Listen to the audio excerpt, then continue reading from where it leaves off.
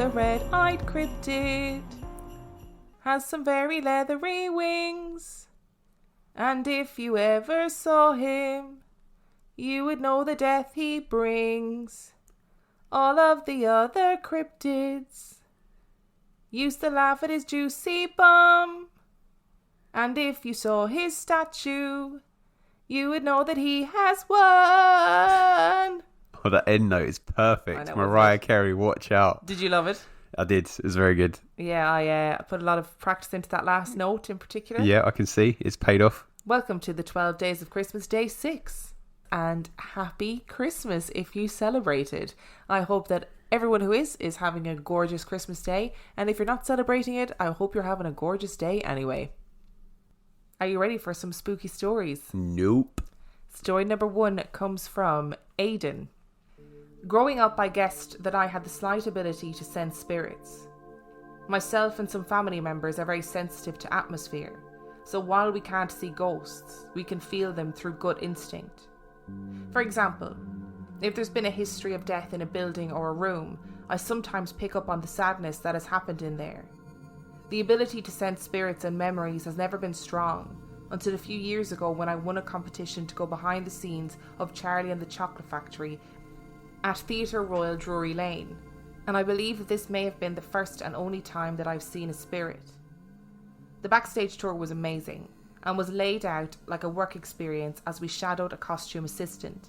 He was really nice and took us around the corridors, dressing rooms and workshops during the performance, and occasionally mentioned the haunted aspect of the theatre as we went around. I found it interesting that I hadn't sensed anything yet and continued to enjoy the tour. It wasn't until we reached the oldest part of the building that anything happened. As we took the stairs down the corridor, I suddenly had this urge not to go down there. It was a horrible feeling that washed over me suddenly. I didn't want to embarrass myself, so I didn't say anything and went in anyway.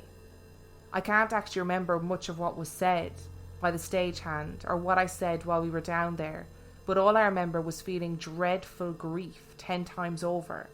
But it wasn't malicious, and it formed a message.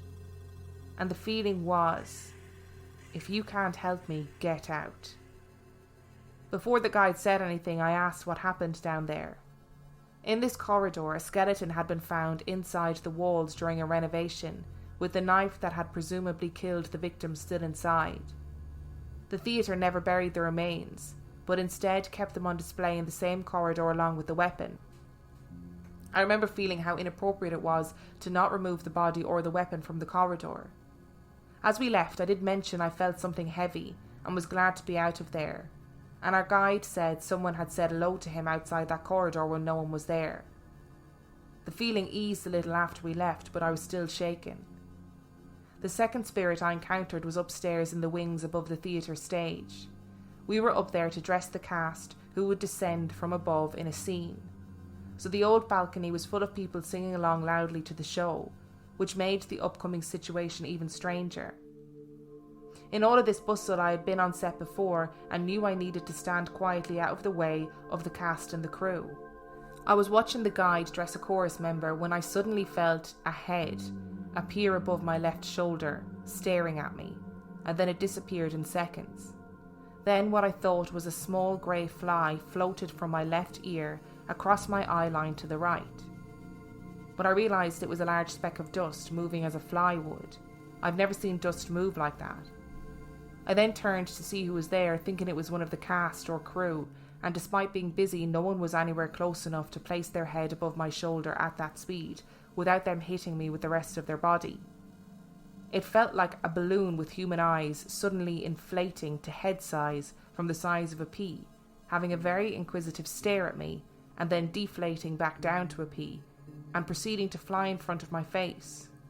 I think it was dust. It was really fuzzy, whatever it was. While I enjoyed my experience backstage, I was a little shaken afterwards. I was filmed being interviewed about my competition experience afterwards, and I felt like I looked awful on camera. They only used the audio of my interview rather than the visual footage, so I often wonder how pale I must have looked.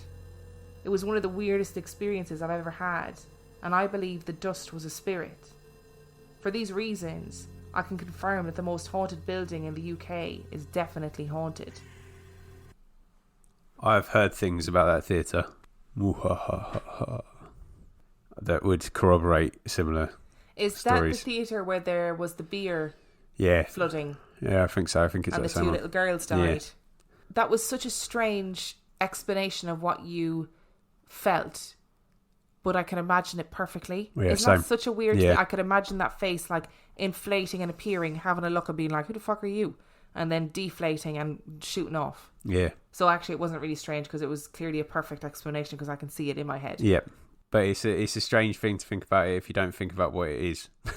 Yeah, it definitely is. I don't feel that it's the right thing to display that body as they do. Not for spiritual reasons. I just think it's a bit disrespectful. It's a murder victim at the end of the day, isn't it? Yeah, and they deserve some bit of dignity in their Yeah. burial or however you choose to dispose of their body. Yeah, I kind of agree. I don't know. Yeah, I've never really thought about it. I didn't know there was a body in Drury Lane. I didn't mean... I meant supernatural, by the way, not spiritual. Okay. I meant supernatural, not for any supernatural reasons. I'm not necessarily... As in saying, oh, it's definitely going to haunt the Yeah. place because it's there. It's But just, it strikes me human as being. being really disrespectful. And actually, like, I haven't got a problem with bodies being on display in general because I know that some people would like the idea of that in death. So, like, if they like express their consent, there's nothing wrong with it. But yeah, fine. Like, I'm going to taxidermy you and you die. but that one wasn't even expecting to die. Yeah, it's a bit unfair to be displaying the body. Definitely haunted, 100%. Story number 2 comes from Jennifer. It was October of 1994. I was an awkward tween who by some miracle had a bunch of similarly awkward friends. We were all in the advanced classes at school, and even though our weird way may have been different, we had solidarity in our collective weirdness. My parents had said yes to a Halloween party. To my surprise, seeing that my dad is a pretty conservative, straight-laced Christian. Translation, he is not a spooky boy. My mom is an epic party thrower, and this party was by far one of her best. We lived in a new housing tract on the edge of our small Southern California desert town. Our neighbourhood consisted of finished homes, some half-built homes, and a bunch of open fields slated to become homes in the future. My little sister and I spent most days running wild on the dirt roads and in the fields surrounding our housing tract. That Halloween, my amazing mom turned our garage into a haunted house. In the first section, she had her boss dress up like an ugly old witch and tell us a story, and had us put our hands into bowls of eyeballs, which were peeled grapes, worms, which were spaghetti, and brains. I think it was Jell-O, but it may have actually been cow brains. The next room had my older cousins in it, one creepily rocking in a chair and another hanging from the ceiling in a noose, and I'm still not sure how they did that. The next room was the scariest. It was set up as a surgery, with a guy on the table getting his leg cut with a hacksaw. His leg was a cow femur my mom had bought from a local butcher. It was gory and so realistic. We were hopped up on fear and a buttload of sugar when my parents told us all to pile into the back of our little Toyota pickup for the final adventure. So there we were. A truck piled high with probably 12 kids rolling down a dark and bumpy dirt road. My mom was in the cab of the truck with her head out the back window telling us a scary story, when my dad purposefully stalled out the truck, leaving us screaming in the pitch black. We finally realised it was just a prank when my dad started the truck back up. We had a good laugh about how freaked out we were and who had screamed the loudest. As my dad started driving, someone, or something, jumped out of the overgrown ditch on the side of the road and started chasing us. Now remember, we're on a dirt road surrounded by fields that have been levelled for homes, so flat, cleared dirt. There was no place for someone to hide. We were at least a mile from the nearest house, so the sight of a full-grown, man-sized thing got us screaming again. Much to my dad's chagrin, he did not appreciate the falsetto of 12 prepubescent voices screeching. So he yelled, "Shut it," as my mom turned around to see what was happening. That was when she saw it. Hauling ass, going unearthly fast and quickly gaining on us. All of the kids had scooted towards the cab of the truck, smooshed together in a tangle of limbs, trying to evade the grasp of whatever was chasing us. It was steps from the back of the truck when my mom started screaming at my dad to go faster. Of course my dad was like, "What are you talking about?" So he started to slow down. I don't know why. Maybe he thought we were joking and trying to scare him. Maybe he wanted to stop and see what we were talking about. Either way, my mom started freaking out, hating him and screaming, "Just go, go, go!" And I guess he finally realised that we weren't messing around. My dad hit the gas just as the thing was about to grab the tailgate, spraying it with dust and gravel. That only slowed it down for a while. It kept pace for what seemed like an inhumanly long time. The truck gained speed, 20, 30, 40 miles an hour, and it was still there, steps behind, its face hidden in the cloud of dust. Finally, we hit pavement, and as the dust cleared, it wasn't there anymore. The road was desolate and black, no man or beast in sight. We still sat huddled together, smooshed against the cab in fright. When we pulled into the driveway, my parents got out laughing, saying, "Oh, we got you kids good. That was Jenna's grandpa. He hid out there to scare you guys." This disarmed us all and we started laughing in relief. We couldn't believe what they had pulled off. It was like a weight had lifted. My mom further distracted us more with sweets and a movie called The Prophecy. We all crashed and slept the sleep of the young and exhausted. It wasn't until the next morning, after all my friends had left, when we were cleaning up the house, that I asked, "So how long did Grandpa have to wait out there? Did you have a set time? Where did he hide?" You know, in the annoying way kids ask questions with no breaks in the middle. My mom got really still, turned to face me, and then told me she had lied. She didn't want my friends to be freaked out, but she had no idea who or what that was that had chased us or where it had come from. My stomach dropped when she said that, and I also felt really stupid for thinking my 60-something-year-old granddad could run that fast. To this day, we don't know who or what it was that chased us. My dad thinks it was someone out for a walk who heard us screaming, and it being Halloween, thought it would be fun to give us a fright. But he never actually saw it. His rearview mirror was blocked by a mass of frightened children. He never saw how fast it was, how long it kept pace with the truck's increasing speed. It's one of the scariest things that has ever happened to me, and still the best Halloween party I've ever attended. I don't have any guesses on what it was that chased us. It looked like a tall man, but it was so fast. Between the dark and the fear and the dust, we never saw its face. It was just a black outline. And why was it out in the boonies, in a ditch? And where did it go? You know what that sounds like, don't you? Sounds like a big old skinwalker to me. Oh no, oh no, oh no. There's too many similar stories like this now, isn't it? It's getting like confirmation. It is. And there's so many native people on the supergroup who regularly are like, yes, they are real. You are naive if you think they are not. That's giving me the hitch you saying that. Well, there you go. Yeah. Oh. They really do scare me. Like, they scare me they're really so super much. scary. Don't mess with that stuff, man. And the thing is, when you're 12, whatever, and you still have that undying belief in your parents. So your parents are like, haha, hilarious. I mean, good thinking on her mum. Yeah. Because imagine all those kids going home being like, we were chased by some fucking lunatic in the middle of the desert. Like, fair play to her mum for having the quick thinking to say, oh yeah, hilarious, we got you so good. What must her mum have been thinking? Yeah, I don't know. I don't know either. But I have to say, at that age, I wouldn't have questioned them saying that it was my granddad chasing me at that speed, even though there's no way my granddad would have been physically able to go that fast. I would have just been like, oh yeah, okay. No way. And you also wouldn't have a concept of how fast you were going. No. So if somebody was able to keep up, you'd probably just think, wow, they can run really fast. But you wouldn't be thinking, oh, holy shit, that's unhumanly fast. Yeah.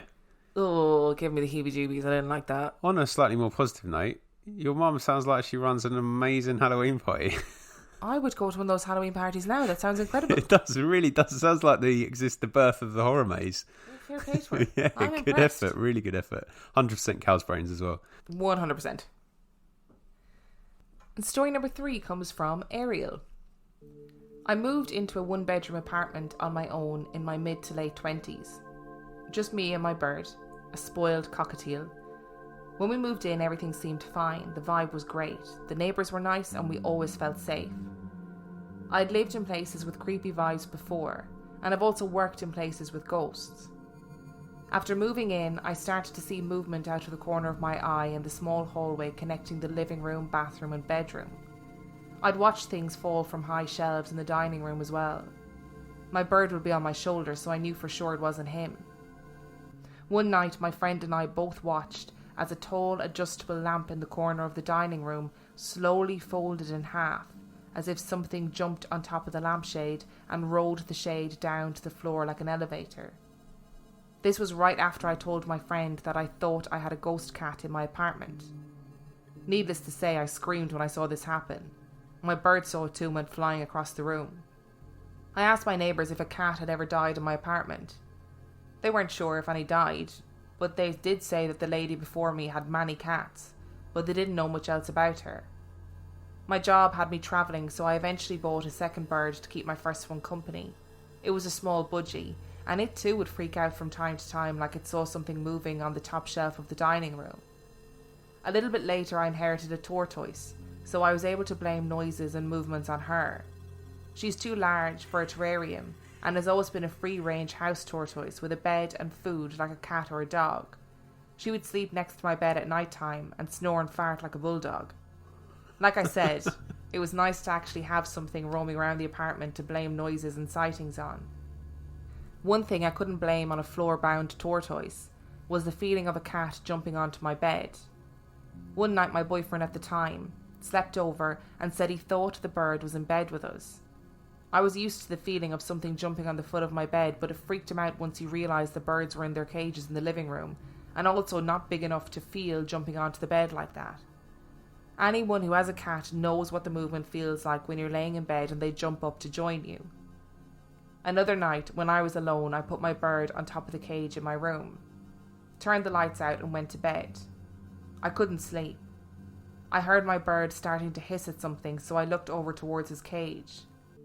His cage was near the bedroom door. The door was open, and it looked like a shadow was sitting on top of the open door. All of a sudden, the shadow jumped down to the floor and my bird went flying around the dark room, screaming, and eventually crash-landed on the floor, hissing. From that night on, he slept in bed with me. He was so freaked out. I was too, but felt it was okay since it was only a ghost cat. During my time in this apartment, I went on a month-long vacation to Hong Kong and mainland China. My best friend is from there, so I travelled with her, her husband and kids, and we all stayed at her mother's flat, where her mother and brother lived. So there were 7 of us in this tiny flat about the size of my small apartment living room. This was my second trip to Hong Kong, so I know what I experienced this time was unusual. Our trip was during the Lunar New Year, so we went to visit my friend's dad's grave to give him offerings. Before going to the cemetery, I was warned not even to take my phone out of my pocket, because taking pictures is a huge no-no and believed to bring ghosts. I kept my phone in my pocket the whole time. The cemetery was huge and eerie and on the side of a mountain overlooking the city. Because of space, the bodies would be buried so many years to decompose, then dug up again and put into a smaller box and placed into a wall alongside thousands of others in a mausoleum. This saved space, and another body would be put into the ground to start the process again. In her mother's flat, there was a shrine to her father. Because of how small the place was, I happened to sleep right next to it. Like I said, there were 7 of us. I slept on the living room floor, but that really means I slept in the walk space for the kitchen and the living room combined, and in front of the doors of the 2 bedrooms. Between the doors was a 1-foot wide space where the shrine was placed. At night, I could see everyone from where I was, and also see every corner of the flat. The bedroom doors were left open, so I literally could see everyone. You would have to step over me to move to any other room in the flat. Each night, after visiting her father's grave, I would hear someone walking around the flat. It sounded like they went from each bedroom to the kitchen and back over and over. This did not happen on my first trip years earlier. After about a week, I mustered the courage to tell my friend what was happening, and she shrugged it off, saying it was probably just her dad checking on everyone. It made sense, since the Lunar New Year is a time to be with family, and his daughter and grandchildren were visiting from America. We spent a week in mainland China, then came back to her mother's flat in Hong Kong, where once again I heard her father walking around me. I came back home to America, and my apartment had a creepy, heavy vibe that I wasn't used to. I found my neighbours had moved out in the month that I was gone and new ones were moving in. My mother and friend who took shifts caring for my pets didn't report any activity while I was away, but I could feel that something wasn't right. After about a week of uneasiness, I decided to smudge my apartment. I wasn't sure if I brought something home with me from China or maybe something moved in or out with the changing of the neighbours, but the new vibe was so thick that I smudged the shit out of the place. I took my birds to my mom's and filled the apartment with so much smoke it set the smoke detector off, but it seemed to work. My apartment felt like mine again.